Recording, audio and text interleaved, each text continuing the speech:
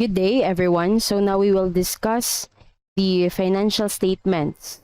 So from our accounting process of AJ PUAF CPR, we are now down to the preparation of the financial statement. So from our previous video, I discussed to you the preparation or the pro forma of an adjusted trial balance. So this unadjusted trial balance came from our general ledger, and then the trial balance, and then now we are down to the next preparation of financial statements. So the first financial statement that we have is the income statement.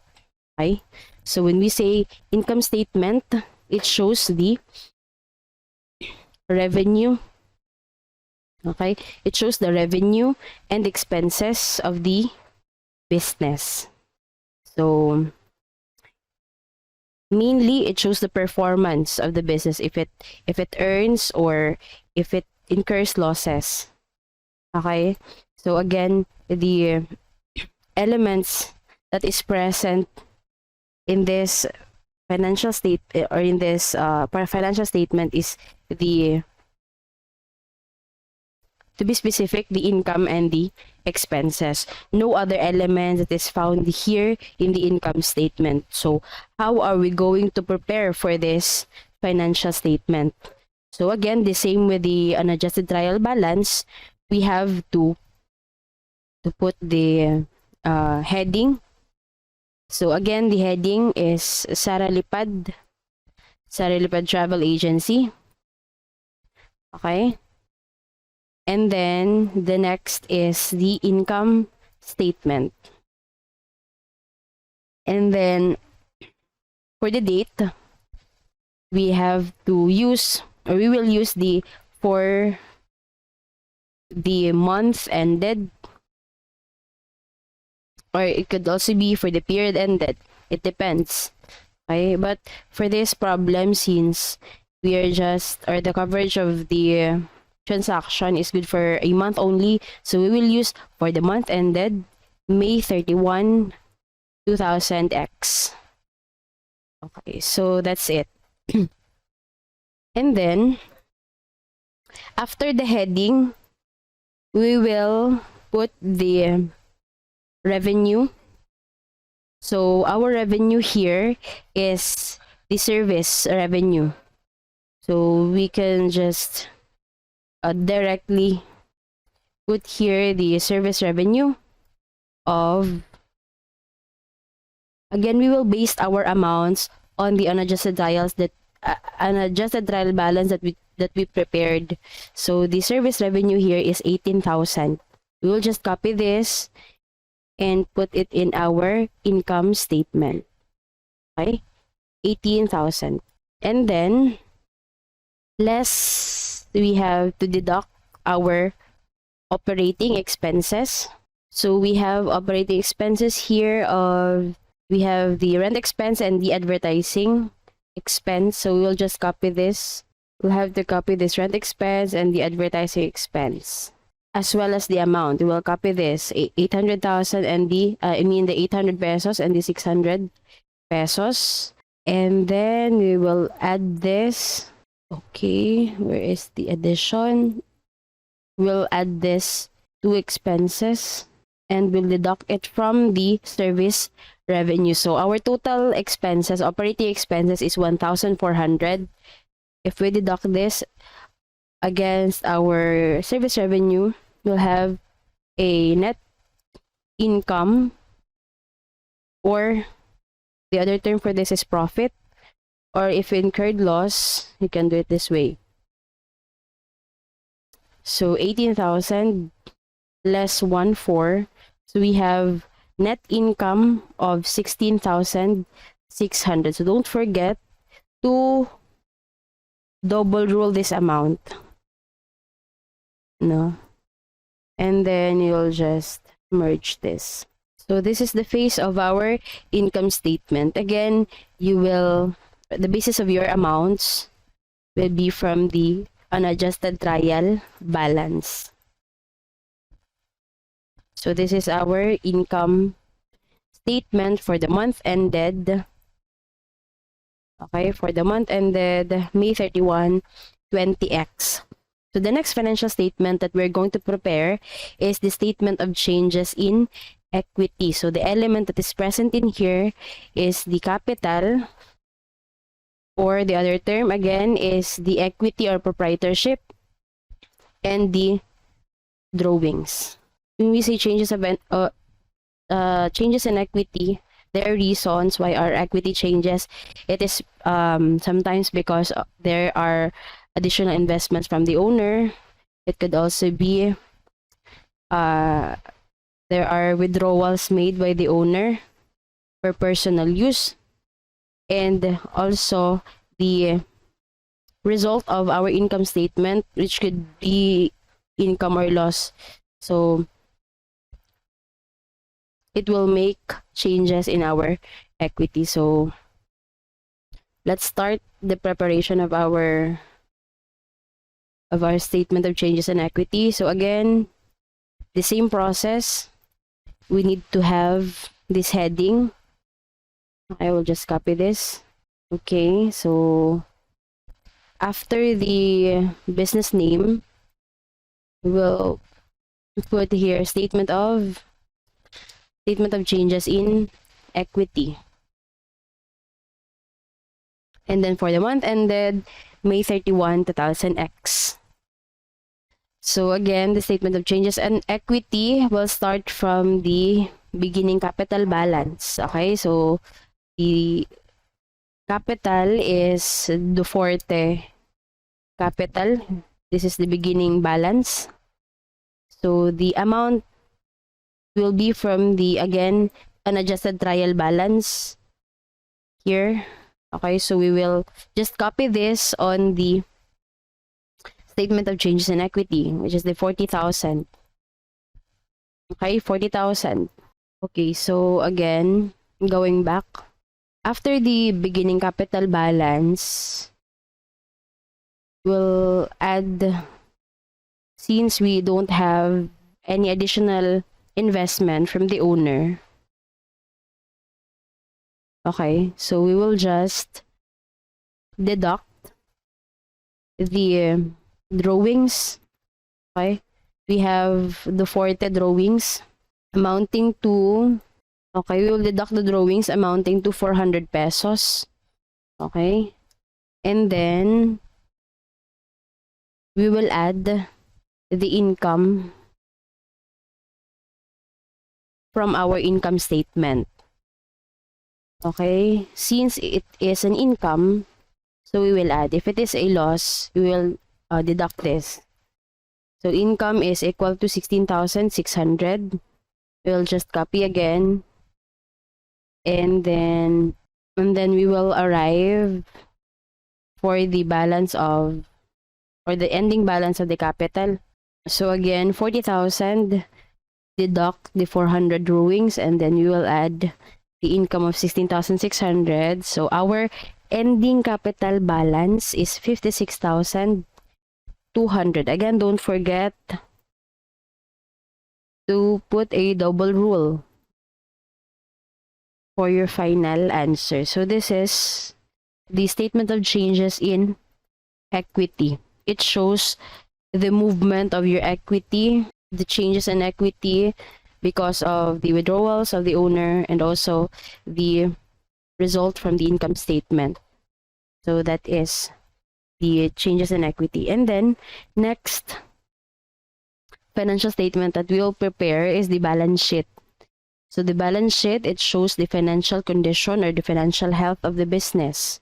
So the elements that is present in here are the assets, the liabilities, and lastly, the equity. So the amount that we got from the statement of changes in equity will be presented also here in the balance sheet. Okay, so going back to our trial balance, again, we have the same process. We will just copy the amount from the unadjusted trial balance to our financial statement. Again, the same process. We have the heading, And then we will just change this. You can also use statement of financial position, statement of financial condition. Could also be balance sheet. Okay. And then the term that we will use here is as of. In the income statement, we used for the month ended because we prepare the report for that month only. Okay, so usually we prepare our reports annually. So we use for the year ended. Unlike with the balance sheet, the amounts in this financial report is accumulated. So if the business started 10 years ago, the amount that is presented in the balance sheet is good for 10 years. So again, the elements that we will present here is the assets, liabilities, and equity. So we will put here, so we'll start from assets. Okay, we'll start from assets. So let's find our assets here in the unadjusted trial balance. So we have cash, accounts receivable, office supplies, and office equipment. These are the assets of the business. We'll just copy this and put it here. So that is our assets. And then we will put we will copy the amounts. So since our accounts receivable account is 0, we will not include this anymore. So we'll just delete this. And okay, so we have the cash. Cash is 50,000. We have office supplies of 2, and the office equipment of 5,000. So our total assets is equal to, we'll just add this. Okay. Okay, so we have total assets of 56,200. So we will double rule this amount. Okay. And then for the next element, we have the liabilities and equity. The liabilities and equity portion of the balance sheet. Since we don't have any value for the accounts payable, we will no longer present this. So let's go directly to the Forte capital. Okay, so the Forte capital, we'll just copy this. And then the amount that we are going to use is from the statement of changes in equity. So we will just copy this. So again, liabilities is 0. Please take note that the assets, if you can still remember the basic accounting equation, that assets is equal to liabilities plus equity. Okay, so therefore your assets should equal the liabilities and equity. So that's it. Assets is 56,200 and the capital is 56,200. So this is the pro forma or the face of our balance sheet. And lastly, the last financial statement that we'll prepare is a statement of cash flows. Now, in statement of cash flows, we will present here the movement of cash alone. Okay? So, when we say movement, the inflow, okay? The inflow and the outflow of cash from the business. So, we have considerations here in the statement of cash flow. So, we have 3 activities under the statement of cash flow. First is the operating, from the operating activities. Next, we have from the investing, and third is the financing. Okay.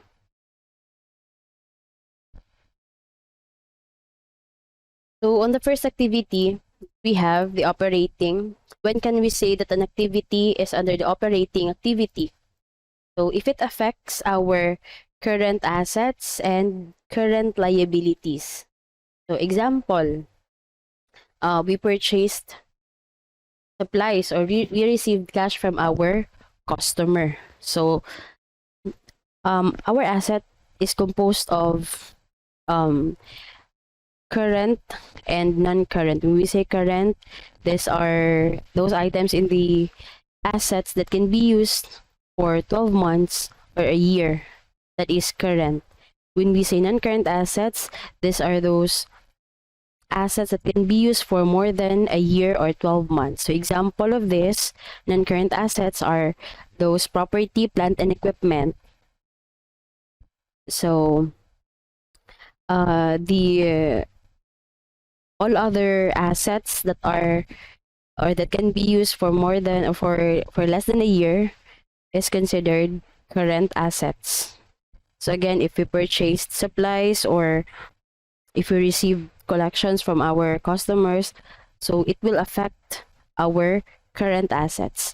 At the same time, if it will affect the current liability or those liabilities that are due to be settled within a year, so that is a current liability.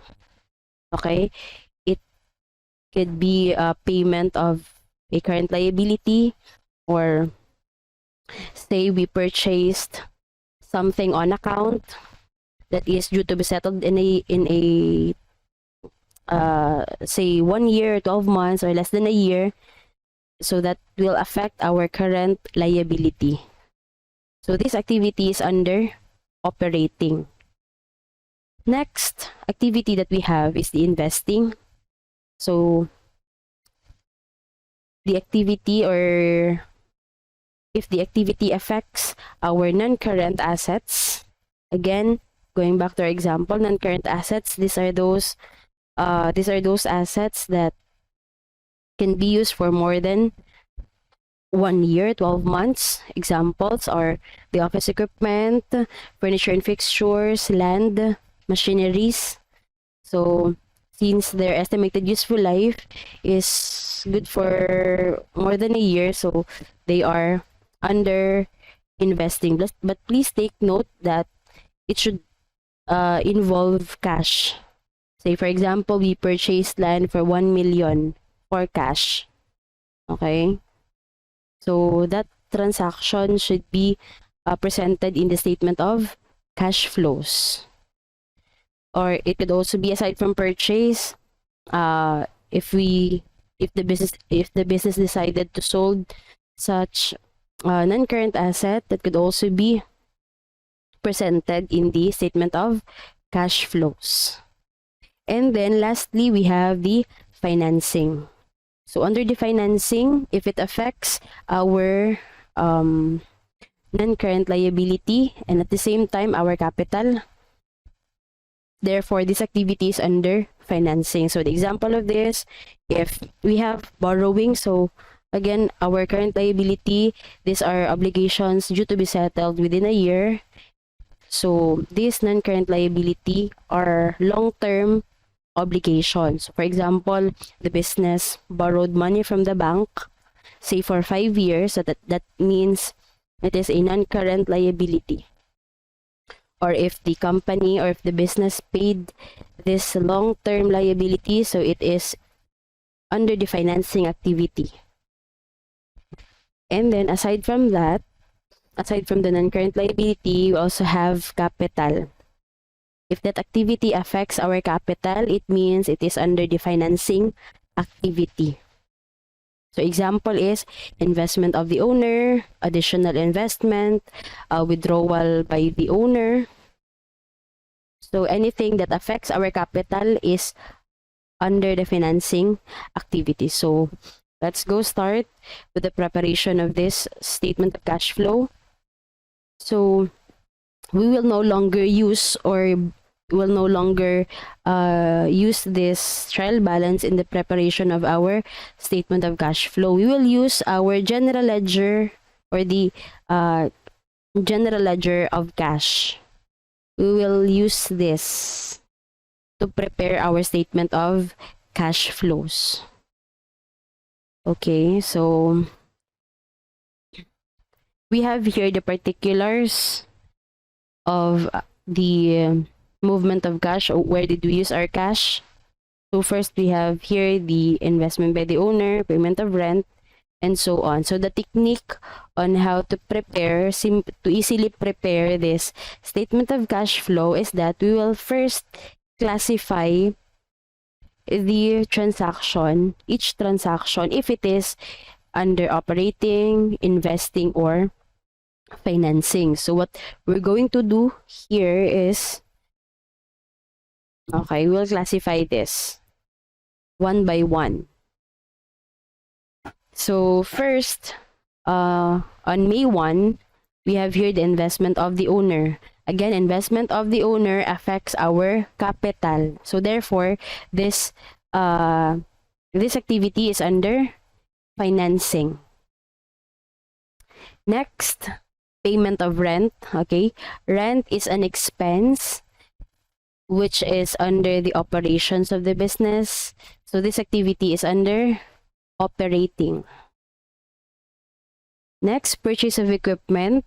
Again, equipment is a non-current assets.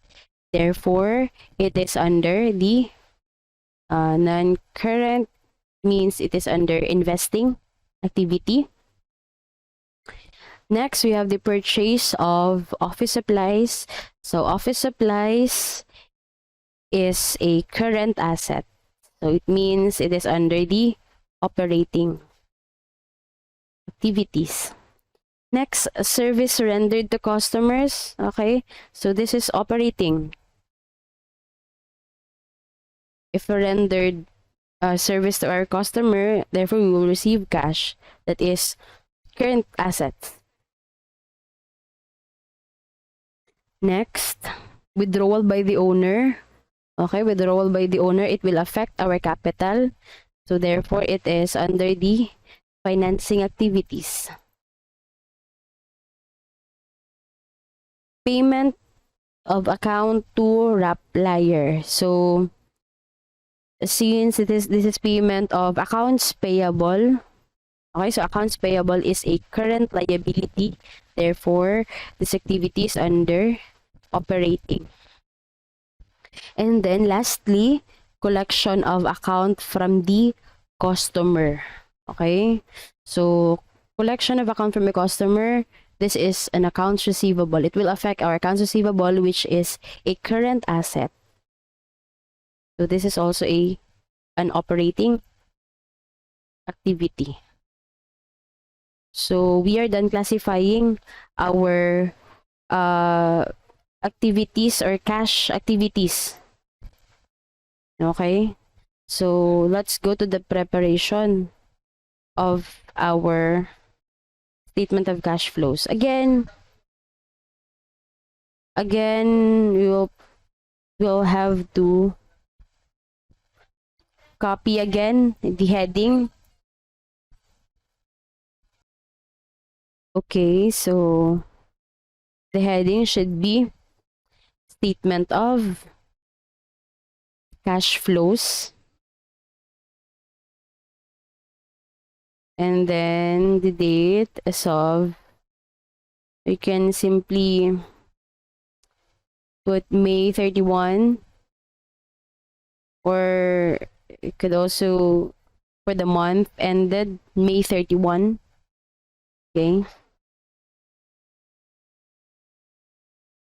I will just use this for the month ended May 31.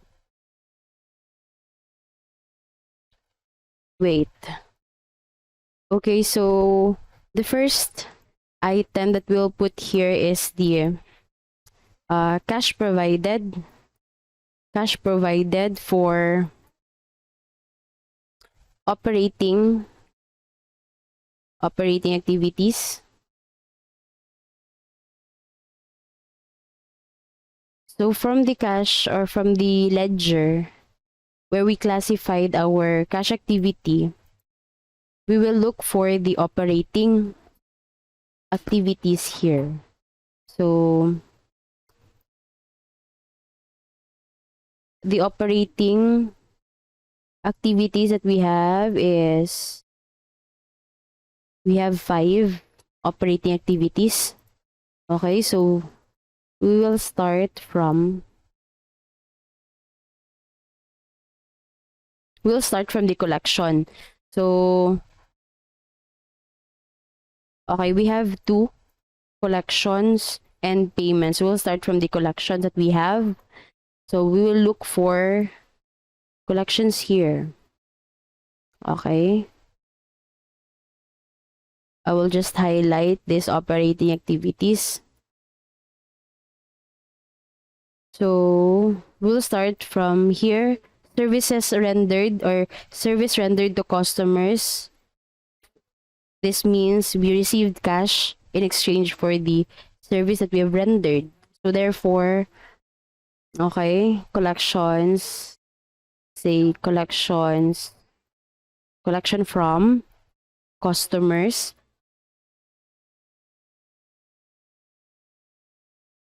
We can simply add this to activities that we have. So the service rendered of 2,000 and the collection from the accounts of the customer of 16,000. So we'll just add this. Okay, 2 and 16, that is equal to 18. Is equal to 18,000. And we also have payment. Okay.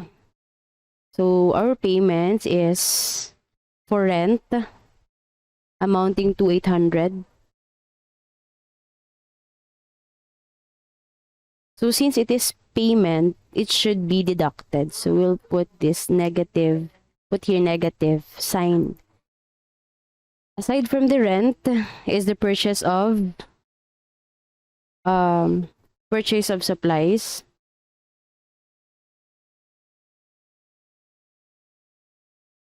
So the amount is 1,200. And also payment of accounts, payments of accounts payable. This is 600,000. Okay.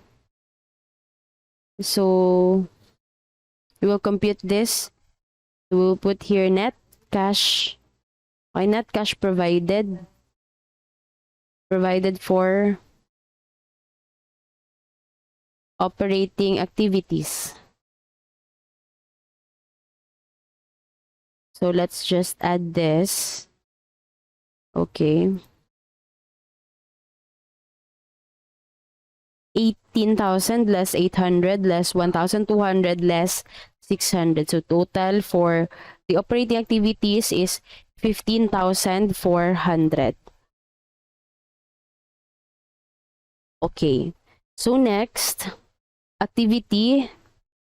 Again, the same process. Cash provided for investing. You will just edit this. Investing activities. Okay. So we'll start. I think we only have one activity. So the purchase of equipment. We'll put here purchase of equipment. Again, you can use the particulars in your general ledger. Okay. So since it is a purchase, it should be deducted from your cash. So office equipment is 5,000. Again, the same process. Net cash provided for investing activities. You'll just copy that since wala siyang kasamang iba.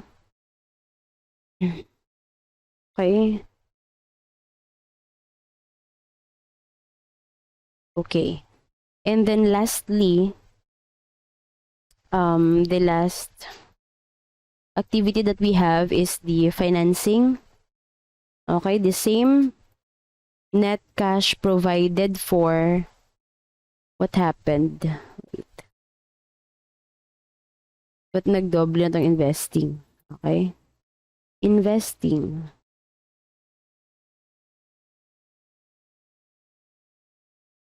Provided for investing activities, and then dito is financing.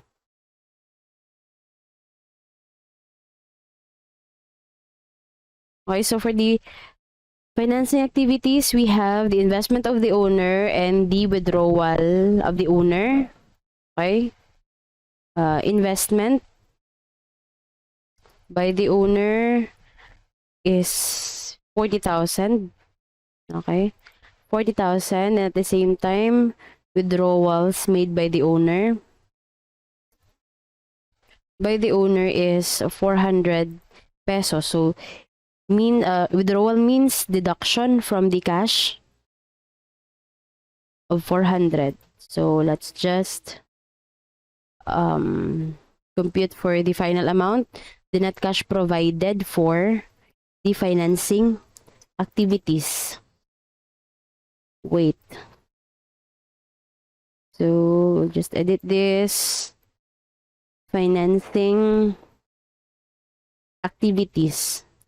So, the total of this activity is 39,600.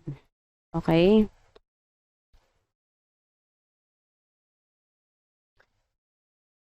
Wait a minute.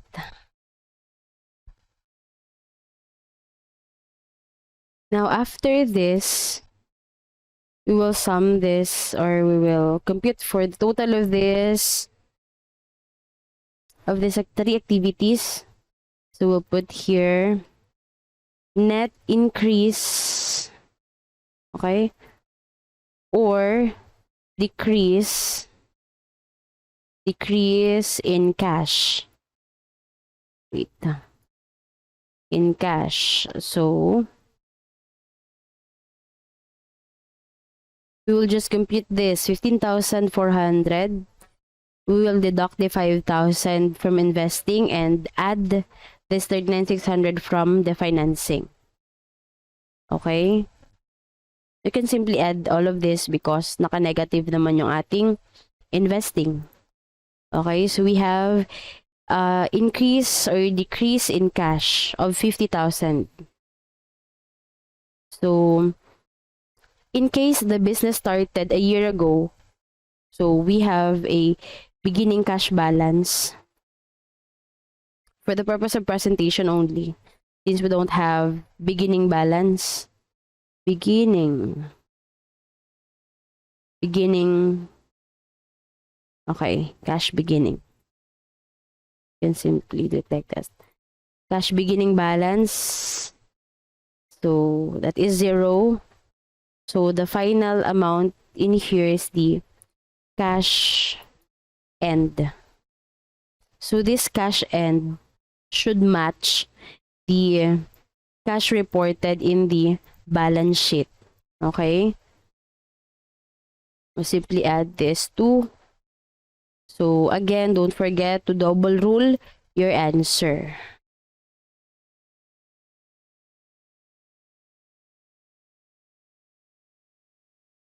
Okay, so let us go to the balance sheet.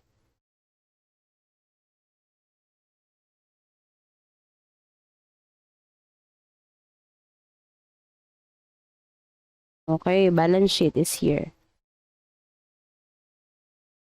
Okay, so if you can see here, our balance sheet is has 50,000 cash. So this should match our cash end in the statement of cash flows. So that's it. We are now done with the preparation of financial statement. Our next topic would be the adjusting entries, and then we'll go finally with the merchandising. So if you have questions and clarifications, please feel free to chat me on our GC. Thank you and God bless you all.